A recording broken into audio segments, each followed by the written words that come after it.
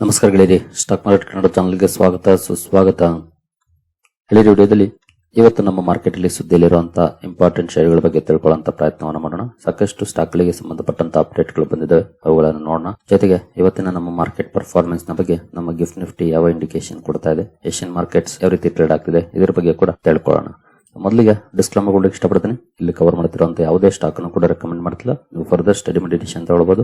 As A educational purpose ನಾನು video ಮುಂದೆ ತರ್ತಾ ಇದ್ದೀನಿ. ಹಾಗೆ ಇನ್ ಕೇಸ್ ನೀವು ಇಲ್ಲಿವರೆಗೂ ನಮ್ಮ ಇನ್ಸ್ಟಾಗ್ರಾಮ್ ಚಾನಲ್ ಹಾಗೂ ವಾಟ್ಸ್ಆಪ್ ಚಾನಲ್ ನ ಫಾಲೋ ಮಾಡ್ತಿಲ್ಲ ಅಂತಂದ್ರೆ ಚಾನಲ್ ಡಿಸ್ಕ್ರಿಪ್ಷನ್ ಅಲ್ಲಿ ಇಲ್ಲಿ 3 more ಲಿಂಕ್ಸ್ ಅಂತ ಇದೆ. ಕ್ಲಿಕ್ ಮಾಡಿದ್ರೆ ಕೆಳಗಡೆ ಲಿಂಕ್ ಗಳು ಸಿಗುತ್ತೆ, ಫಾಲೋ ಮಾಡಿ, ಮಿಸ್ ಮಾಡಬೇಡಿ. ಯಾಕಂದ್ರೆ ಇಲ್ಲಿ ವಿಡಿಯೋಗಳನ್ನ ಅಪ್ಲೋಡ್ ಮಾಡ್ಲಿಕ್ಕೆ ಏನಾದ್ರೂ ಸಮಸ್ಯೆಗಳಾದ್ರೆ ಅಲ್ಲಿ ಅಪ್ಡೇಟ್ ಗಳನ್ನ ಕೊಡ್ತೀವಿ. ಜೊತೆಗೆ ಮಾರ್ಕೆಟ್ ಕೂಡ ಹಲವು ಅಪ್ಡೇಟ್ ಗಳನ್ನ ಕೊಡ್ತಾ ಇರ್ತೀವಿ. ಇನ್ನು ನಮ್ಮ ತರಬೇತಿ ಕಾರ್ಯಕ್ರಮದಲ್ಲಿ ಇಂಟ್ರೆಸ್ಟ್ ಇರುವಂತವರು ಸಂಪರ್ಕ ಮಾಡಬಹುದು. ಹೆಚ್ಚಿನ ಮಾಹಿತಿಯನ್ನ ಇಮೇಲ್ ಮೂಲಕ ಕೊಡ್ತೀವಿ. ಜೊತೆಗೆ ಇದು ಆನ್ಲೈನ್ ಆಗಿರುತ್ತೆ. ನಂತರ ನಿಮಗೆ ಸಮಯ ಸಿಕ್ಕಾಗ ನೋಡಬಹುದಾಗಿರುತ್ತೆ. ಇದಕ್ಕೇನು ಸ್ಪೆಸಿಫಿಕ್ ಟೈಮ್ ಅಂತ ಇರೋದಿಲ್ಲ. ನೀವು ಯಾವಾಗ ಫ್ರೀ ಆಗ್ತಿರುವಂತಹ ಸಂದರ್ಭದಲ್ಲಿ ನೋಡಬಹುದು. ಜೊತೆಗೆ ಎಷ್ಟು ಸಲ ಬೇಕಾದ್ರೂ ನೋಡಬಹುದಾಗಿರುತ್ತೆ, ಸಂಪರ್ಕಿಸಬಹುದು.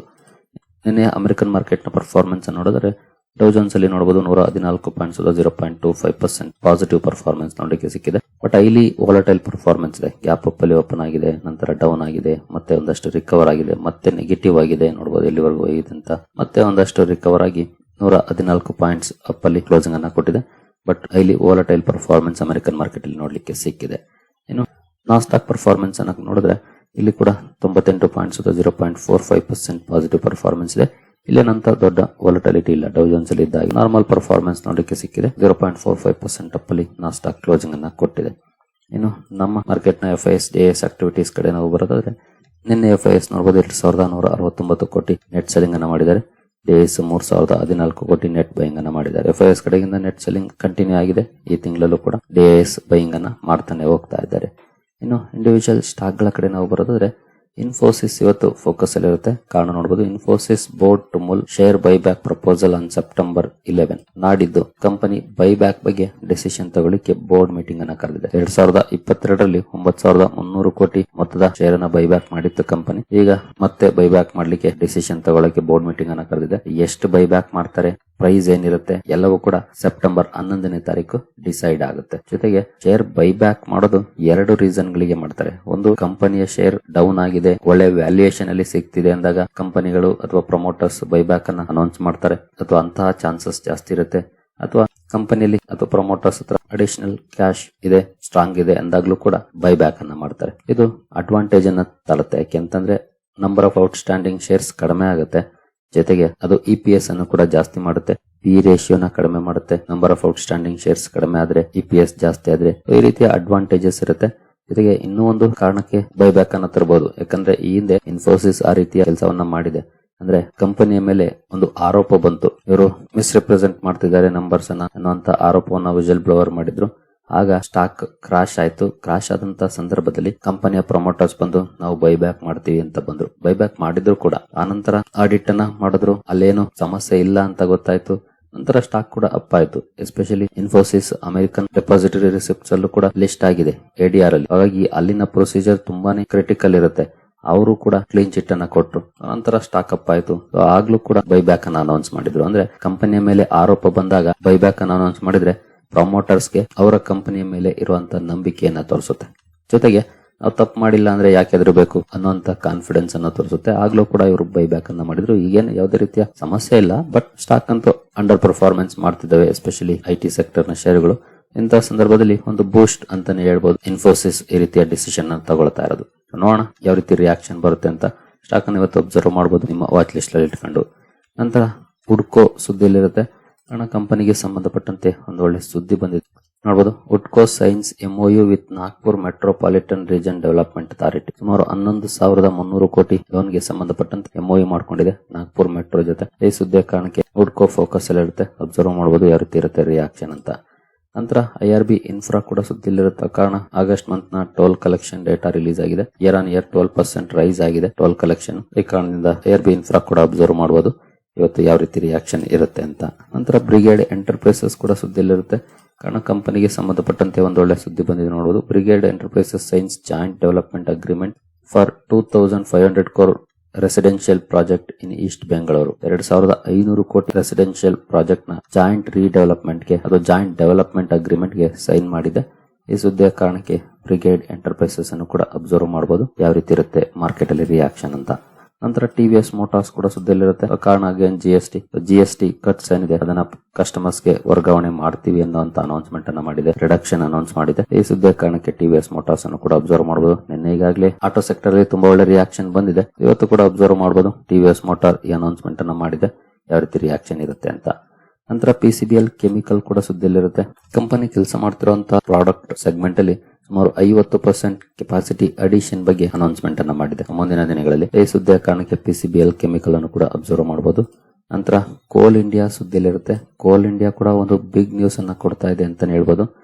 ಕಂಪನಿ ತನ್ನ ಕೋಲ್ ಪ್ಲಾಂಟ್ ಗಳೇನಿದಾವೆ, ಎಸ್ಪೆಷಲಿ ಕೆಲಸವನ್ನ ನಿಲ್ಲಿಸಿರುವಂತಹ ಪ್ಲಾಂಟ್ ಗಳು, ಅಲ್ಲಿ ಡೇಟಾ ಸೆಂಟರ್ಸ್ ಸ್ಥಾಪನೆ ಮಾಡಬಹುದಾ ಅನ್ನೋದ್ರ ಬಗ್ಗೆ ಸ್ಟಡಿ ಮಾಡ್ತಿರೋ ಬಗ್ಗೆ ಅಪ್ಡೇಟ್ ಅನ್ನ ಕೊಟ್ಟಿದೆ. ತನ್ನ ಎಕ್ಸಿಸ್ಟಿಂಗ್ ಇನ್ಫ್ರಾಸ್ಟ್ರಕ್ಚರ್ ಅನ್ನ ಬಳಸಿಕೊಂಡು ಅಲ್ಲಿ ಡೇಟಾ ಸೆಂಟರ್ಸ್ ಸೆಟಪ್ ಮಾಡುವಂತದ್ದು. ಯಾಕಂದ್ರೆ ಕೋಲ್ ಮೈನಿಂಗ್ ಕೆಲವು ಕಡೆ ಸ್ಟಾಪ್ ಆಗಿದೆ, ಬಟ್ ಇನ್ಫ್ರಾಸ್ಟ್ರಕ್ಚರ್ ಇದೆ ಕಂಪನಿ ಬಿಲ್ಡ್ ಮಾಡಿರುವಂತದ್ದು. ಅದನ್ನ ಲೆವರೇಜ್ ಅನ್ನಾಗಿ ಮಾಡ್ಕೊಂಡು ಅಲ್ಲಿ ಡೇಟಾ ಸೆಂಟರ್ಸ್ ಯಾಕೆ ಎಸ್ಟಾಬ್ಲಿಷ್ ಮಾಡಬಾರದು ಅಂತ. ಖಂಡಿತ ಇದೇನಾದ್ರೂ ಸಾಧ್ಯ ಆದ್ರೆ ಬಿಗ್ ನ್ಯೂಸ್ ಅಂತಾನೆ ಹೇಳ್ಬೋದು. ಜೊತೆಗೆ ಕಂಪನಿಗೆ ಒಂದು ಅಡಿಷನಲ್ ಇನ್ಕಮ್ ಸ್ಟ್ರೀಮ್ ಕೂಡ ಆಡ್ ಆಗುತ್ತೆ. ನೋಡೋಣ ಇಲ್ಲಿ ಏನೆಲ್ಲ ನಿರ್ಧಾರಗಳನ್ನ ತಗೊಳುತ್ತೆ ಅಂತ.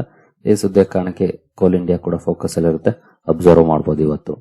ನಂತರ ವೋಲ್ಟಾ ಎಂಪಿ ಟ್ರಾನ್ಸ್ಫಾರ್ಮರ್ಸ್ ಕೂಡ ಸುದ್ದಿಯಲ್ಲಿರುತ್ತೆ. ಕಾರಣ ಇವತ್ತು ಕಂಪನಿಯ ಪ್ರಮೋಟರ್ಸ್ ಬ್ಲಾಕ್ ಡೀಲ್ ಮೂಲಕ ಅರೌಂಡ್ 7 to 8% ಸ್ಟೇಕ್ ಅನ್ನ ಸೇಲ್ ಮಾಡಬಹುದು ಅನ್ನುವಂತ ಸುದ್ದಿ ಬಂದಿದೆ ರಿಪೋರ್ಟ್ಸ್ ಮೂಲಕ ಬಂದಿರುವಂತಹ ಸುದ್ದಿ. ಬ್ಲಾಕ್ ಡೀಲ್ ಆಗುತ್ತಾ ಇಲ್ವಾ ಅಬ್ಸರ್ವ್ ಮಾಡಬೇಕಾಗುತ್ತೆ ಇವತ್ತು. ಈ ಸುದ್ದಿಯ ಕಾರಣಕ್ಕೆ ವೋಲ್ಟಾ ಎಂಪಿ ಟ್ರಾನ್ಸ್ಫಾರ್ಮರ್ಸ್ ಅನ್ನು ಕೂಡ ವಾಚ್ ಲಿಸ್ಟ್ ಅಲ್ಲಿ ಇಟ್ಕೊಂಡು ಅಬ್ಸರ್ವ್ ಮಾಡಬಹುದು ಯಾವ ರೀತಿ ಇರುತ್ತೆ ಪರ್ಫಾರ್ಮೆನ್ಸ್ ಅಂತ.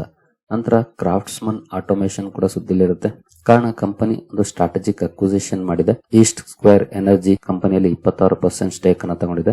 ಪವರ್ ಜನರೇಷನ್ ಹಾಗೂ ಟ್ರಾನ್ಸ್ಮಿಷನ್ ಕಂಪನಿ ಅದು. ಈ ಸುದ್ದಿಯ ಕಾರಣಕ್ಕೆ ಕ್ರಾಫ್ಟ್ಸ್ಮನ್ ಆಟೋ ಕೂಡ ಫೋಕಸ್ ಅಲ್ಲಿರುತ್ತೆ, ಇದನ್ನು ಸಹ ಅಬ್ಸರ್ವ್ ಮಾಡಬಹುದು. ನಂತರ ಸ್ಟ್ರೈಡ್ಸ್ ಫಾರ್ಮಾ ಸುದ್ದಿಯಲ್ಲಿರುತ್ತೆ. ಕಾರಣ ಕಂಪನಿ ಕೆನಾಕ್ಸ್ ಫಾರ್ಮಾಸ್ಯೂಟಿಕಲ್ಸ್ ಜೊತೆ ಸ್ಟ್ರಾಟಜಿಕ್ ಪ್ರಾಡಕ್ಟ್ ಡೆವಲಪ್ಮೆಂಟ್ ಪಾರ್ಟ್ನರ್ಶಿಪ್ ಅನ್ನ ಮಾಡ್ಕೊಂಡಿದೆ. ಈ ಪಾರ್ಟ್ನರ್ಶಿಪ್ ನ ಕಾರಣಕ್ಕೆ ಸ್ಟ್ರೈಡ್ಸ್ ಫಾರ್ಮಾ ಕೂಡ ಅಬ್ಸರ್ವ್ ಮಾಡಬಹುದು ಯಾವ ರೀತಿ ಇರುತ್ತೆ ಪರ್ಫಾರ್ಮೆನ್ಸ್ ಅಂತ. ನಂತರ ಅವಾಂಟೆಲ್ ಸುದ್ದಿಯಲ್ಲಿರುತ್ತೆ. ಕಾರಣ ಕಂಪನಿಗೆ ಡಿಪಾರ್ಟ್ಮೆಂಟ್ ಆಫ್ ಅಟಾಮಿಕ್ ಎನರ್ಜಿಯಿಂದ ಸುಮಾರು 10 ಕೋಟಿ ಆರ್ಡರ್ ಸಿಕ್ಕಿದೆ, ನಿಯರ್ಲಿ 10 ಕೋಟಿ ಆರ್ಡರ್ ಸಿಕ್ಕಿದೆ. ಈ ಆರ್ಡರ್ ನ ಕಾರಣಕ್ಕೆ ಅವಾಂಟೆಲ್ ಅನ್ನು ಕೂಡ ಅಬ್ಸರ್ವ್ ಮಾಡಬಹುದು.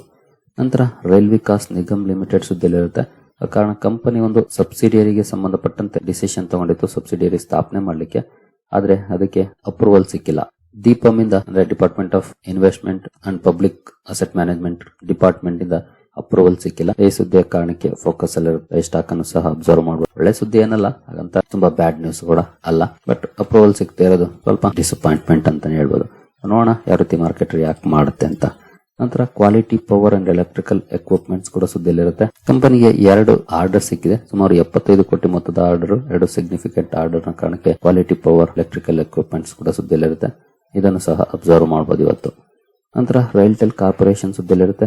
ಈ ಕಂಪನಿಗೂ ಕೂಡ 2 ಆರ್ಡರ್ ಸಿಕ್ಕಿದೆ, ಸುಮಾರು 100 ಕೋಟಿಗಿಂತ ಜಾಸ್ತಿ ಆಗುತ್ತೆ, ಅಂದ್ರೆ 103 ಕೋಟಿ ಏನೋ ಆಗುತ್ತೆ 2 ಆರ್ಡರ್ಸ್ ಇಂದ ಸೇರಿದ್ರೆ. ಈ 2 ಆರ್ಡರ್ ನ ಕಾರಣಕ್ಕೆ ಸ್ಟಾಕ್ ಸುದ್ದಿಯಲ್ಲಿರುತ್ತೆ 100+ ಕ್ರೋರ್ಸ್. ಈ ಸ್ಟಾಕ್ ಅನ್ನು ಸಹ ಅಬ್ಸರ್ವ್ ಮಾಡಬಹುದು ಯಾವ ರೀತಿ ಮಾರ್ಕೆಟ್ ರಿಯಾಕ್ಟ್ ಮಾಡುತ್ತೆ ಈ ಸುದ್ದಿಗೆ ಅಂತ.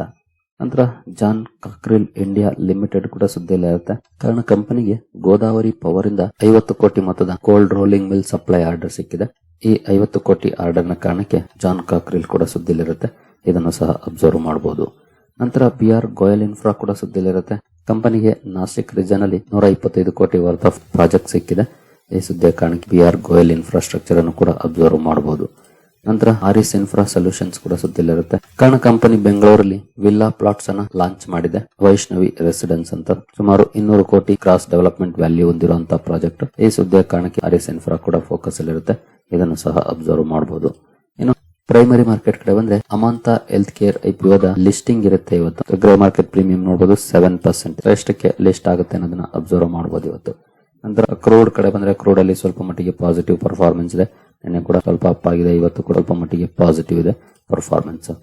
ಇನ್ನು ಗಿಫ್ಟ್ ನಿಫ್ಟಿ ಕಡೆ ಬಂದ್ರೆ ಗಿಫ್ಟ್ ನಿಫ್ಟಿಯಲ್ಲಿ ಯಾವ ರೀತಿ ಪರ್ಫಾರ್ಮೆನ್ಸ್ ಇದೆ ಅಂತ ಆಸ್ ಆಫ್ ನಾವು 36.0.13% ಪಾಸಿಟಿವ್ ಪರ್ಫಾರ್ಮೆನ್ಸ್ ನೋಡ್ಲಿಕ್ಕೆ ಕಾಣ್ತಾ ಇದೆ. ಏಷ್ಯನ್ ಮಾರ್ಕೆಟ್ ಗಳ ಪರ್ಫಾರ್ಮೆನ್ಸ್ ಅನ್ನು ನೋಡಿದ್ರೆ ಇಲ್ಲೂ ಕೂಡ ಪಾಸಿಟಿವ್ ಇದೆ. ಜಕಾರ್ತ ಕಂಪೋಸಿಟ್ ಸ್ವಲ್ಪ ನೆಗೆಟಿವ್ ಇದೆ, ಹಾಗೆ ಸ್ಟ್ರೈಟ್ ಟೈಮ್ಸ್ ಕೂಡ ಸ್ವಲ್ಪ ನೆಗೆಟಿವ್ ಇದೆ. ಇನ್ನು ಉಳಿದ ಮಾರ್ಕೆಟ್ಸ್ ಪಾಸಿಟಿವ್ ಅಲ್ಲಿ ಟ್ರೇಡ್ ಆಗ್ತಿದೆ. ಸ್ಲೈಟ್ಲಿ ಅಪ್ಪಲ್ಲಿ ಓಪನ್ ಆಗೋ ಲಕ್ಷಣ ಆಸ್ ಆಫ್ ನಾವು ಕಾಣ್ತಾ ಇದೆ, ಗೊತ್ತಿಲ್ಲ. ಇನ್ ಕೇಸ್ 9 ಇದೇ ರೀತಿ ಪರ್ಫಾರ್ಮೆನ್ಸ್ ಕಂಟಿನ್ಯೂ ಆದ್ರೆ ಬಹುಶಃ ಸ್ವಲ್ಪ ಗ್ಯಾಪ್ ಅಪ್ ಅಲ್ಲಿ ಓಪನ್ ಎಕ್ಸ್ಪೆಕ್ಟ್ ಮಾಡಬಹುದು. ಬಟ್ ಆನಂತರ ಪರ್ಫಾರ್ಮೆನ್ಸ್ ಹೇಗೆ ಬರುತ್ತೆ ಅದು ನಮಗೆ ತುಂಬಾ ಇಂಪಾರ್ಟೆಂಟ್ ಆಗುತ್ತೆ. ಯಾಕಂದ್ರೆ ನೆನ್ನೆ ಪರ್ಫಾರ್ಮೆನ್ಸ್ ಅನ್ನು ನೋಡಿದ್ವಲ್ಲ, ಗ್ಯಾಪ್ ಅಪ್ ಅಲ್ಲಿ ಓಪನ್ ಆಯ್ತು, ಆಲ್ಮೋಸ್ಟ್ 2.5 ವರೆಗೂ ಚೆನ್ನಾಗಿ ಪರ್ಫಾರ್ಮ್ ಮಾಡ್ತು.